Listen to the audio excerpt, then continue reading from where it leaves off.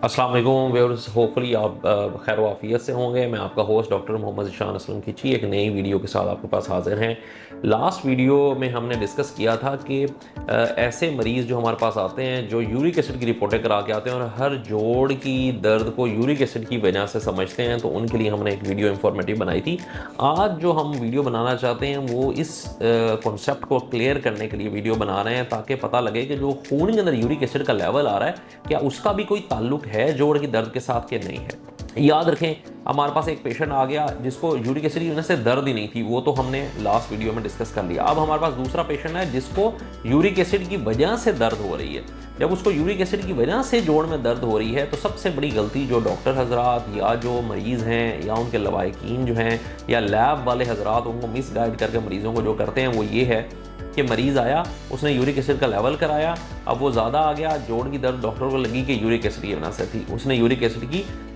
दवाई देनी शुरू कर दी। तो जब यूरिक एसिड की दवाई दी तो उसने हफ्ते या 10 दिन बाद यूरिक एसिड अपने ब्लड में चेक कराया, वो नॉर्मल आ गया तो उसने दवाई छोड़ दी। याद रखें कि यूरिक एसिड इस तरह काम नहीं करता है। यूरिक एसिड ब्लड के अंदर मौजूद होता है और जब एक ख़ास मिकदार से वो बढ़ने लगता है तो वो जोड़ के अंदर पेनिट्रेट होना शुरू हो जाता है। यूरिक एसिड एक इस तरह के क्रिस्टल की शेप के अंदर जमा होता है जो सुई की तरह नुकीली होती है। ये जब जोड़ के अंदर आहिस्ता आहिस्ता आहिस्ता आहिस्ता खून में से रिस के जोड़ के अंदर जमा होते रहते हैं और ये क्रिस्टल्स जोड़ के अंदर पड़े रहते हैं। जब कोई ट्रिगर आता है, यूरिक एसिड यकदम ऊपर जाता है या यकदम नीचे आता है खून के अंदर, तो ये क्रिस्टल्स एकदम बिफर पड़ते हैं और उसकी वजह से जोड़ में दर्द होती है। अब याद रखेंगे, जब हम यूरिक एसिड की दवाई दे के खून के अंदर यूरिक एसिड को नॉर्मल कर लेंगे, तब भी जोड़ के अंदर जो क्रिस्टल्स पड़े हुए हैं, जो यूरिक एसिड पड़ा हुआ है, वो अभी तक बाहर नहीं निकला है। ठीक है, तो हमने दवाई नहीं छोड़नी होती है, हमने उस दवाई को मेंटेन करना होता है, यूरिक एसिड के लेवल को लो रखना होता है, ताकि आहिस्ता आहिस्ता जिस तरह खून के से जोड़ के अंदर यूरिक एसिड गया है, इसी तरह जोड़ में से निकल के वापस खून के अंदर आए और थ्रू खून जब खून के अंदर आ जाए तो उस टाइम पे दवाई के थ्रू वो बाहर निकल सके।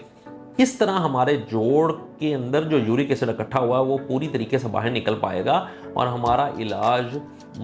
जो है वो मुकम्मल होगा। अब हमारे पास मरीज़ आते हैं, वो कहते हैं जी, कुछ मरीज़ होते हैं जिनको यूरिक एसिड की वजह से दर्द हुई, हमने कहा यूरिक एसिड, वो कहते हैं नहीं हमारा यूरिक एसिड तो लेवल नॉर्मल है। दूसरी जो इंपॉर्टेंट चीज़ मैं बताना चाह रहा हूँ वो ये ज़रूर याद रखें कि खून के अंदर यूरिक एसिड का लेवल ज़्यादा भी हो सकता है, नॉर्मल भी हो सकता है, यानी कि बिल्कुल दुरुस्त भी हो सकता है, और कम भी हो सकता है उस टाइम पे जब आपके जोड़ में यूरिक एसिड तेज़ हुआ है। तो जो खून के अंदर यूरिक एसिड का लेवल है उसका कोई ताल्लुक जोड़ के अंदर यूरिक एसिड के लेवल के साथ नहीं है। इसीलिए जोड़ के जो यूरिक एसिड की वजह से जोड़ की दर्द है उसकी एक तशखीस करने का तरीका ये भी है कि जिस जोड़ में दर्द है उस जोड़ में आप सुई डालें,